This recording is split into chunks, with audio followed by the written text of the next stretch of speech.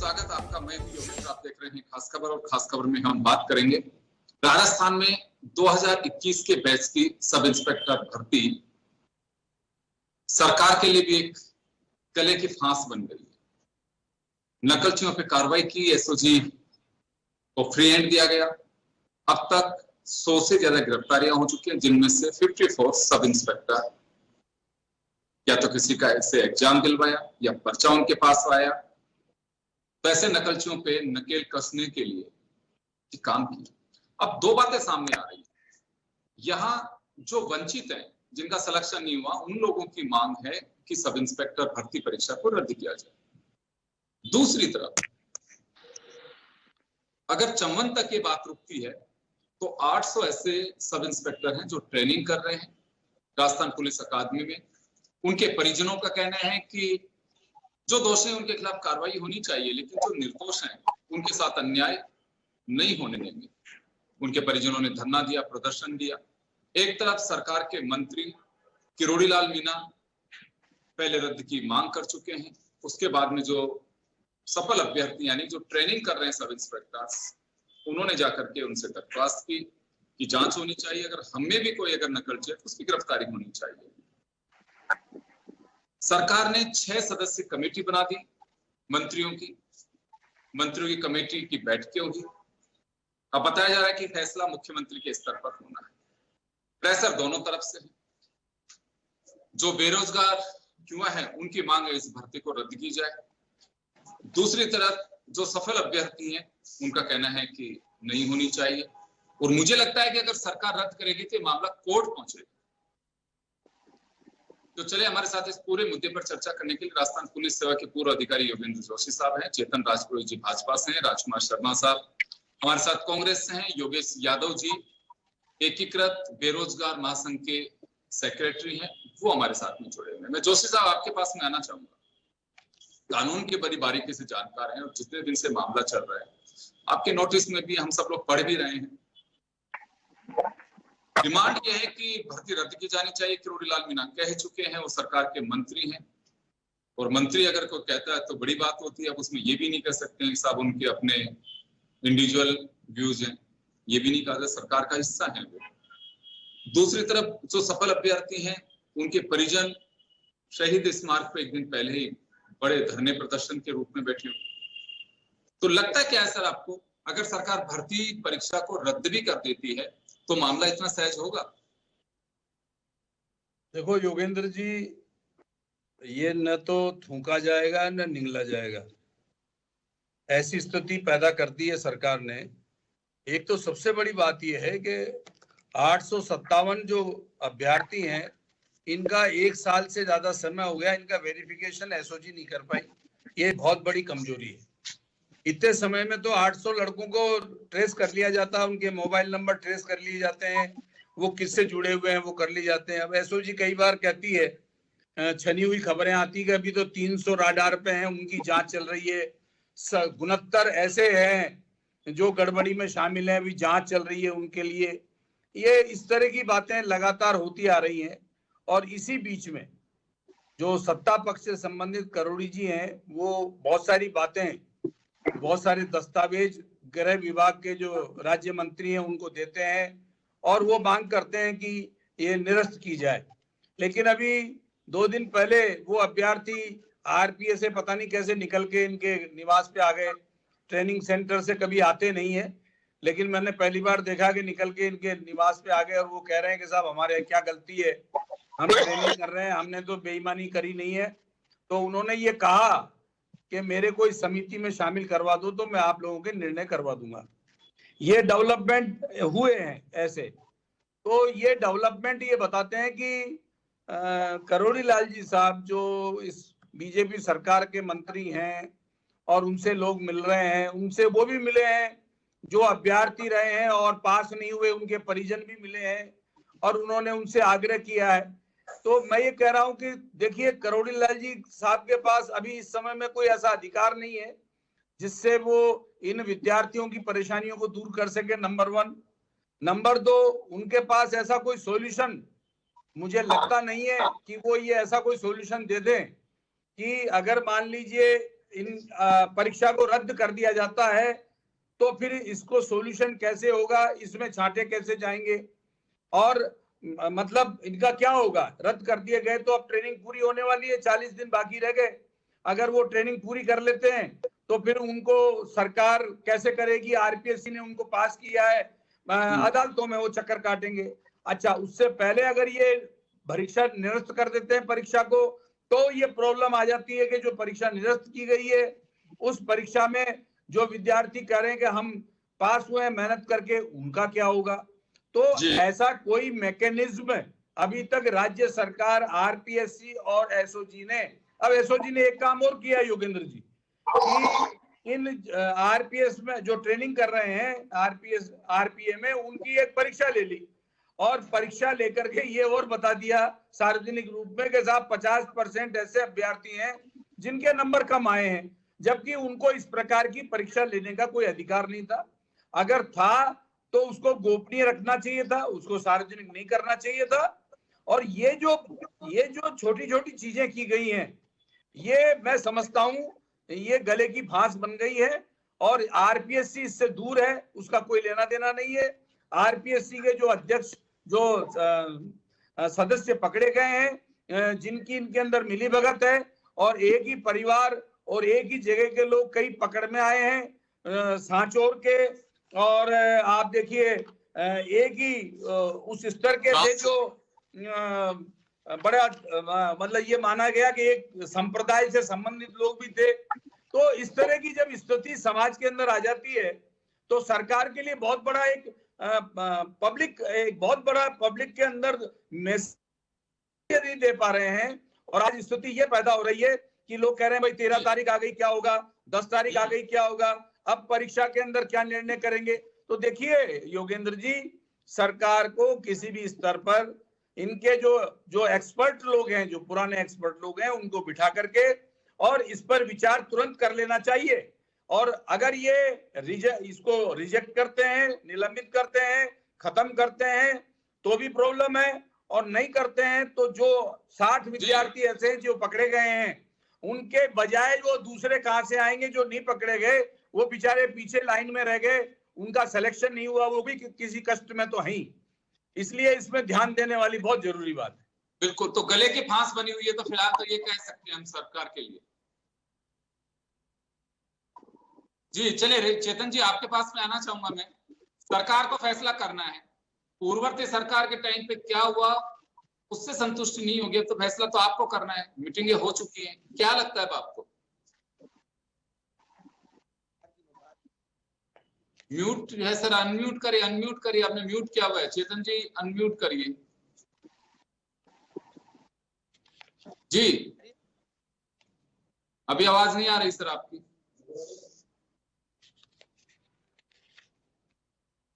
चलिए आप अनम्यूट करिए जब तक मैं। योगेश यादव जी हमारे साथ में हैं।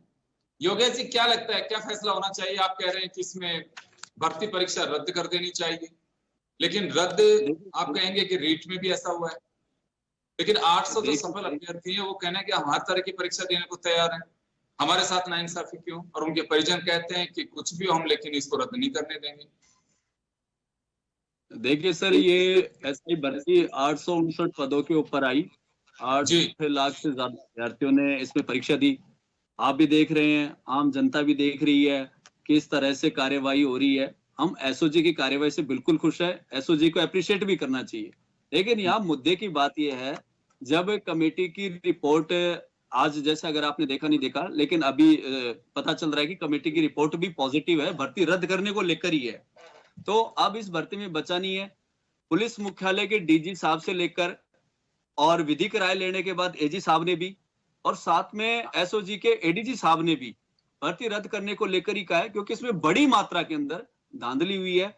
आप देखिए गिरफ्तारियों की संख्या बढ़ती जा रही है। सर एक चीज नोटिस करिएगा, जब से भर्ती के टॉपर से लेकर और अभी तक जितनी भी गिरफ्तारियां हुई हैं, उनका क्रम बढ़ रहा है, सिलसिला बढ़ रहा है, कम नहीं हो रहा। जांच के नाम पर वो चीजें बढ़ती जा रही है। 50 से ज्यादा अभ्यर्थी अभी तक गिरफ्तार हो चुके हैं और अभी तक 82 गिरफ्तारियां, 82 गिरफ्तारियां अभी तक हो चुकी हैं। और जैसे जैसे जांच चलेगी ये आंकड़ा बढ़ता जाएगा, कम नहीं होगा सर, बढ़ता जाएगा। क्योंकि पेपर बहुत बड़ी मात्रा में बाहर आया है। आप देखिए इसमें हरियाणा गैंग का नाम भी शामिल हुआ है। अभी पहले अपन बिश्नोई गैंग सुन रहे थे, तो ये उत्तर पश्चिम पूरा दक्षिण सभी चारों तरफ ये भर्ती फैली हुई है इससे। और इससे अभ्यर्थी, इतने ज्यादा अभ्यर्थियों के मानसिक तौर पर एक वो कुठाराघात हुआ है, अभ्यर्थी के साथ अन्याय हुआ है सर। तो ये भर्ती योगेश जी, एक बात ये आ रही है सामने, योगेश जी, आप लोगों पे भी आरोप लग रहा है कि कुछ संगठन बना करके कोचिंग माफियाओं के सहयोग से आप लोग ये मुहिम चला रहे हैं और इसे बेवजह, ताकि कोचिंग वालों के बेनिफिट मिले, लंबे समय तक उनके बैचेज चालू रखें, ये आरोप लगा रहे हैं जो सफल अभ्यर्थी उनके परिजन। सर देखिए, जब आप परीक्षा देते हैं और आप परीक्षा देने की मात्रा देखिए सर, आप ये देखिए कि इस भर्ती की जैसे जैसे जांच आगे बढ़ रही है, अभ्यर्थियों की संख्या, फर्जी अभ्यर्थियों की संख्या बढ़ रही है। इसमें जैसे अगर कोई विद्यार्थी सफल होता है तो उस विद्यार्थी, जबकि संगठन का किसी से, कोचिंग वालों से कोई लेना देना नहीं है, वही उसी अभ्यर्थी को लेकर कोचिंग वाले कहते हैं इस अभ्यर्थी ने हमारे यहाँ तैयारी करी है, तो कोचिंग वाली तो कोई बात नहीं है सर। दूसरी बात है, अगर छात्र हित के लिए कोई आगे आएगा, कोई तो आगे आएगा सर जो अपनी बात रखेगा छात्र हितों के लिए। और आप इसमें ये देख पाएंगे, अगर जांच जितनी गहरी जाएगी उतने ही मात्रा में ये पेपर चोर है, फर्जी अभ्यर्थी बाहर आते जाएंगे। एसओजी जांच करती जा रही है और माननीय मुख्यमंत्री जी ने एक बात कही है कि हम एक भी अपराधी को नहीं बख्शेंगे। लेकिन हमारी माननीय मुख्यमंत्री जी से यही अपील है, जब कमेटी की रिपोर्ट अगर आपके पास आ चुकी है, कमेटी ने कहा हमने माननीय मुख्यमंत्री जी को रिपोर्ट दे दी है, तो वो रिपोर्ट सार्वजनिक करें और जल्दी से जल्दी अपना फैसला सुनाए ताकि छात्र हित में न्याय हो सके। जी राजपुरोहित साहब, सुन पा रहे हैं मुझे? चेतन जी, आपकी आवाज नहीं आ रही, हमारे तक आवाज नहीं पहुंच रही। मेरी टेक्निकल टीम भी आपसे संपर्क कर रही है अभी, और मैं राजकुमार जी आपके पास में आना चाहूंगा। क्या रिजल्ट होना चाहिए? योगेंद्र जी, कांग्रेस पार्टी का स्टैंड बिल्कुल क्लियर है कि जिन्होंने गुनाह किया उनको एक को भी मत छोड़ो, और जिन्होंने जो बेगुनाह है उनको एक को भी छेड़ो मत। ये भारतीय जनता पार्टी की सरकार लगातार 11 महीने से जो लीपापोती कर रही है, अब उसका एंड दिख रहा है। राजस्थान का नौजवान परेशान हो चुका है। कांग्रेस पार्टी के शासनकाल में पेपर लीक हुए, तब तो परेशान हो ही गया था, सजा कांग्रेस पार्टी को मिली गई। अब 11 महीने से वो न्याय चाह रहा था, राजस्थान का नौजवान न्याय चाह रहा था कि कांग्रेस शासनकाल में जो पेपर लीक हो गए, कांग्रेस ने एसओजी से जांच करा ली, कड़ी से कड़ी जोड़ दी, आरपीएससी के मेंबर को उन्होंने बनाया, उन्होंने पकड़ा। लेकिन भारतीय जनता पार्टी ने क्या किया? भारतीय जनता पार्टी ने 11 महीने के अंदर 859 लोगों की स्क्रूटनी नहीं कर पाई अभी तक। 860 लोगों की 59 लोगों की स्क्रूटनी करने में भारतीय जनता पार्टी को 11 महीने लग गए, और 11 महीने बीत जाने के बाद भी अभी तक ये बताने की स्थिति में नहीं है कि 859 लोगों में से कितने लोग गलत हैं और कितने लोग सही हैं, जबकि उनकी परीक्षा ले ली गई है। तो मैं तो आपके चैनल पे इतना कहना चाहता हूँ, सरकार घूमना फिरना तो बंद करे और नौजवानों की सोचे। कुछ चुनाव में हार जीत की होती रहेगी, पंचायत चुनाव, नगर निकाय सब होते रहेंगे, नियुक्तियां होती रहती है, आधा घंटे बाद नियुक्ति रद्द कर रहे हैं। हमारे प्रदेश में गोविंद सिंह डोटासरा बार बार कर रहे हैं कि सर्कसबाजी बंद करिए, ये राजस्थान का नौजवान है, ये किसी को नहीं बदलता। हमने गहलोत साहब के शासनकाल में बहुत बेहतर काम किए, लेकिन राजस्थान के नौजवानों को लगा कि ये सरकार हमारे हित में काम नहीं कर रही है, उन्होंने हमको विकल्प से बता दिया। अब जो सरकार 11 महीने से शासन में बैठी हुई है, डबल इंजन की सरकार है, प्रधानमंत्री उनके हैं, मुख्यमंत्री उनके हैं, मेजोरिटी उनकी है, और इन लोगों ने बड़े बड़े वादे किए थे कि पाताल में जाएंगे, बड़े मगरमच्छ पकड़ेंगे, सीबीआई जांच कराएंगे, आरपीएससी को भंग करेंगे। अब इनसे पूछो तो सही, इनमें से कोई एक वादा तो पूरा किया होगा आपने? नहीं, लेकिन मैं एक बात जानना चाहूंगा सर, यहाँ पे पार्टी लाइन से जुड़े हुए आप लोग, राजनीतिक नियुक्तियां ऐसी जगह क्यों होनी चाहिए? कास्ट के सोशल इंजीनियरिंग करने के लिए किसी को भी बना दिया जाता है, आप लोगों के योग्य नजर में योग्य होंगे, लेकिन वो आपदा में अवसर तलाशते नजर आते हैं। आरपीएससी की अपनी साख रही है, पॉलिटिकल अपॉइंटमेंट्स की वजह से इसका बैठा के रख दिया।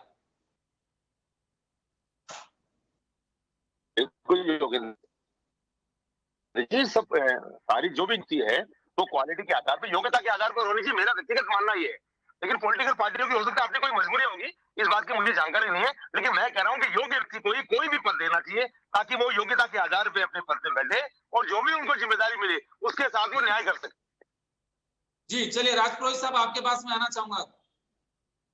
आवाज आ रही है योगेंद्र जी? बिल्कुल आ रही है सर, बहुत मधुर आवाज आ रही है, बिल्कुल आप बीकानेर से सीधा बोल रहे हैं। लेकिन क्या फैसला ले रही है सरकार? खैर चलिए, मुख्यमंत्री के स्तर पे बात है, मैंने कमेटी रिपोर्ट दे चुकी होगी, नहीं दी तो दे देगी, लेकिन लगता क्या है दोनों तरफ से स्थिति बनी हुई है। योगेंद्र जोशी साहब का कहना है कि ये गले की फांस बन गई सरकार के।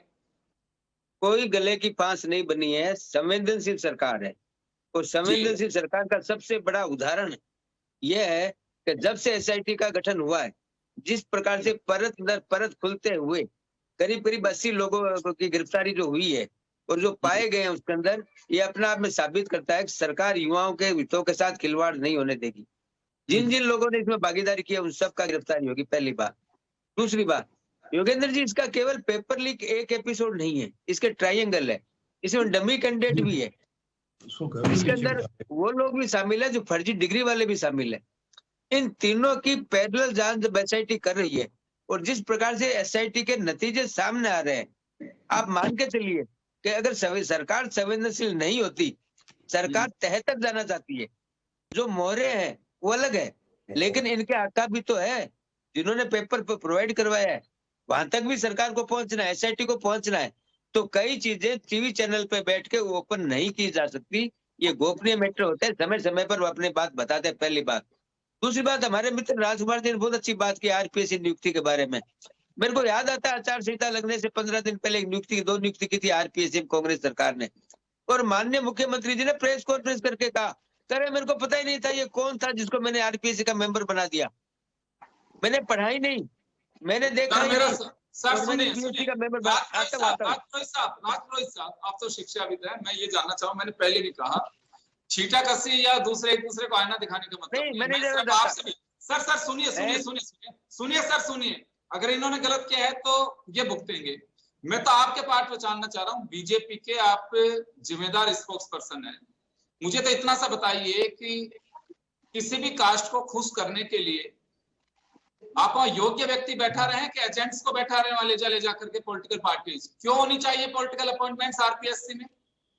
बिल्कुल, आप आरपीएससी के माध्यम से प्रोफेसर बने, लेक्चरर से आपके काबिलियत से बने, तो हर आदमी उम्मीद नहीं करता है कि मैं, हर व्यक्ति उम्मीद नहीं करता है कि मैं आरपीएससी के जरिए जा रहा हूं तो उसकी साख है, मेरे साथ इंसाफ होगा, नाइंसाफी नहीं होगी।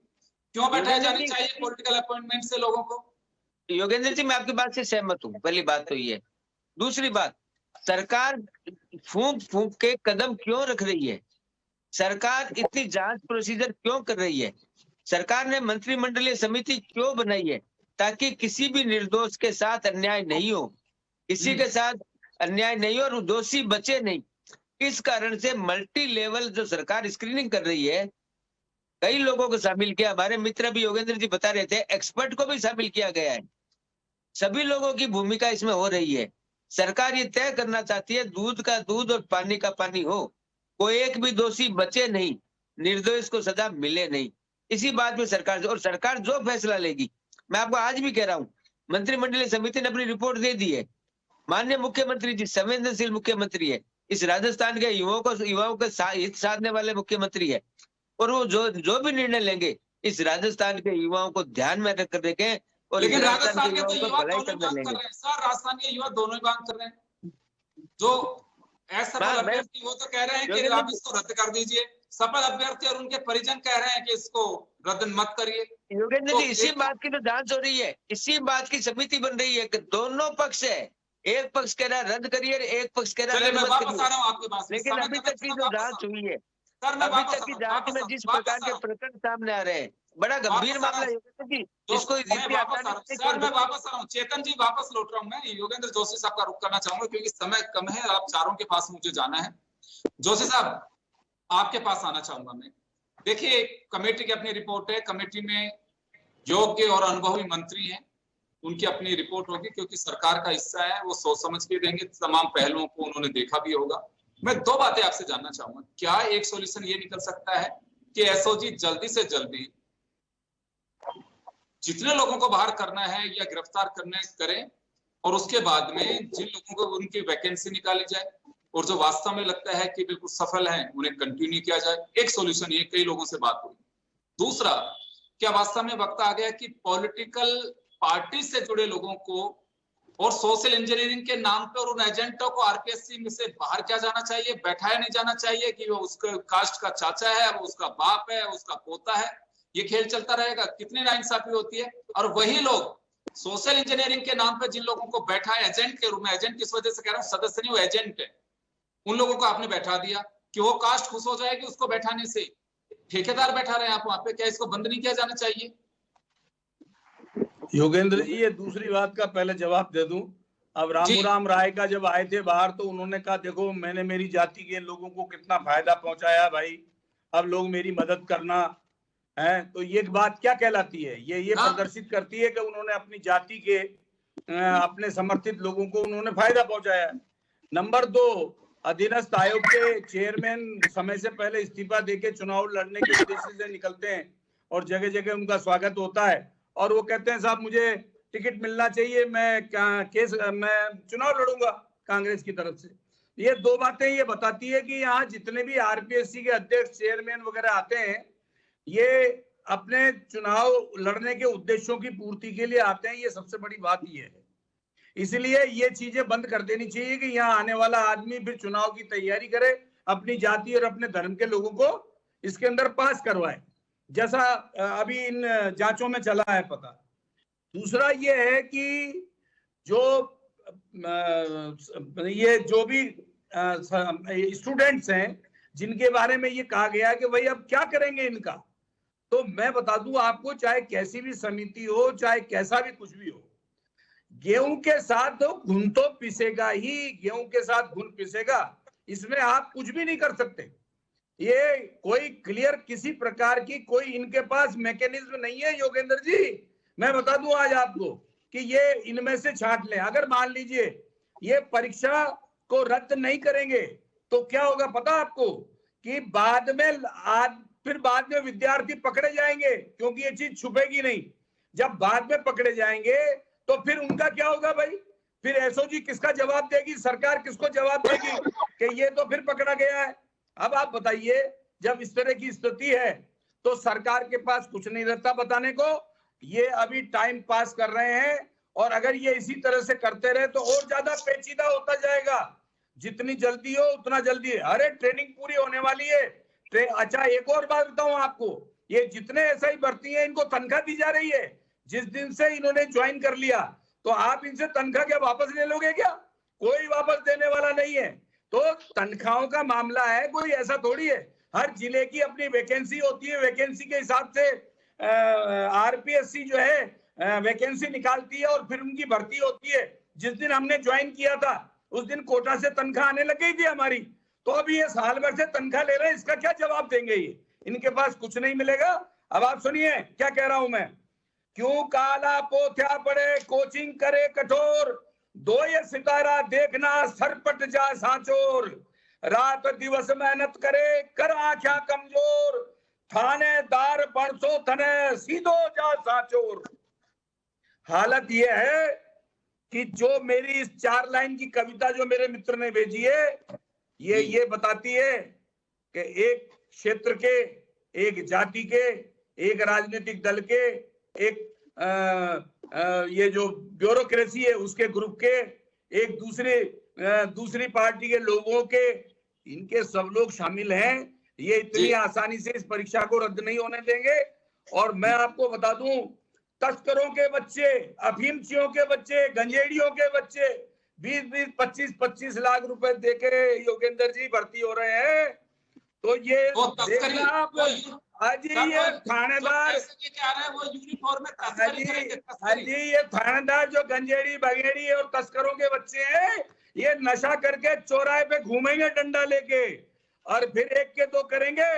इस तरह के जो नियुक्तियां सरकार पुलिस कर में हो रही है, चाहे किसी की भी सरकार में हो, इससे ज्यादा तो डूब मरने की कोई बात ही नहीं है कि ऐसे लोगों का सिलेक्शन हो रहा है। अब जो ये पैसे देके आ रहे हैं और हम इसको स्वीकार करेंगे, हम कतई स्वीकार नहीं करेंगे।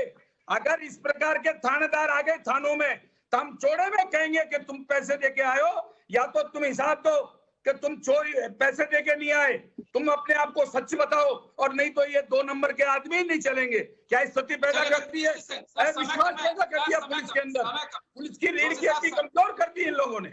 चाहे वो जोशी साहब, बीजेपी हो चाहे कांग्रेस हो। समय कम है, मैं माफी चाहूंगा, मैं रोकना चाह रहा हूं आपको। चलिए राजकुमार जी 30 सेकंड में अपनी बात कह दीजिए, समय पूरा हो चुका है। पॉलिटिकल अपॉइंटमेंट्स को लेकर के मैं आपसे पहले भी पूछ चुका हूं और मुझे लगता है कि वक्त आ गया है और एक दूसरे के पाले में बॉल डालने से ज्यादा अच्छा है कि वास्तव में इस सिस्टम को दुरुस्त किया जाना चाहिए। बिल्कुल योगेंद्र जी, सिस्टम को दुरुस्त किया जाना चाहिए, क्योंकि नौजवानों के भविष्य के साथ अब खिलवाड़ होने लग गया है। किसी भी पॉलिटिकल पार्टी को कोई भी अपॉइंटमेंट करने से पहले 7 बार सोचना चाहिए कि ये जो भी जिनको भी हम अपॉइंट कर रहे हैं, कहीं वो जिस सीट पे बैठेंगे उस सीट को कहीं बदनाम तो नहीं करेंगे, हमको कहीं बदनाम तो नहीं करेंगे। तो निश्चित तौर पर सोच समझ करके अब भविष्य में विचार करना चाहिए। चलिए राजपुरोहित साहब, आपके पास में आना चाहूंगे। एक दूसरे पे आरोप से कुछ नहीं होगा, मैं तो ये जानना चाह रहा हूँ, आप काफी अनुभवी आदमी हैं, होना क्या चाहिए इस सिस्टम को दुरुस्त करने के लिए? बिल्कुल, सबसे पहला डिजिटल प्लेटफॉर्म पर ये परीक्षा होनी चाहिए, ऑनलाइन परीक्षा होनी चाहिए जी। ओएमआर सीटें ऑनलाइन होनी चाहिए, ओएमआर सीट पर फोटो लगनी चाहिए, रोल नंबर लगने चाहिए, बायोमेट्रिक होनी चाहिए। ये सब सरकार जी। करने जा रही है, मैं बताना चाहता हूँ, ये करने जा रही है सरकार ये सब काम, क्योंकि सरकार ने एक्सपर्ट कमेटी के रिपोर्ट के बाद में ये काम भी सरकार करने के पैरेलल चल रहा है ये काम भी, ताकि आने वाले समय में युवाओं के साथ खिलवाड़ नहीं हो। 90 परीक्षा आयोजित करवा चुका है दिनेश बोर्ड, एक भी लीक नहीं हुआ है। चलिए मैं योगेश यादव जी आपके करवा पास में चुका आना है, चाहूंगा। एक भी पेपर लीक नहीं हुआ है। राजपुरोहित साहब समय कम है, योगेश जी 30 सेकंड में अपनी बात कहिए कि एसआई भर्ती से क्या सबक लेना चाहिए सरकारों को और अब होना क्या चाहिए?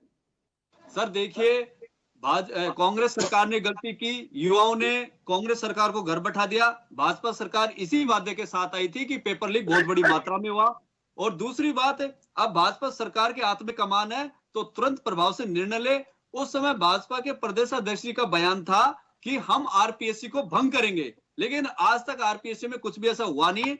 तो आरपीएससी में जितने भी सदस्य हैं उन सबको निकाला जाए और उसका रिस्ट्रक्चर किया जाए आरपीएससी का। दूसरी बात, इस भर्ती को तुरंत प्रभाव से रोककर, जब इतनी मात्रा में गिरफ्तारियां हो चुकी हैं तो इन पर कार्यवाही की जाए और तुरंत प्रभाव से पहले ट्रेनिंग। ये बात तो रिपीट हो गई, मैं तो की बात होती रही।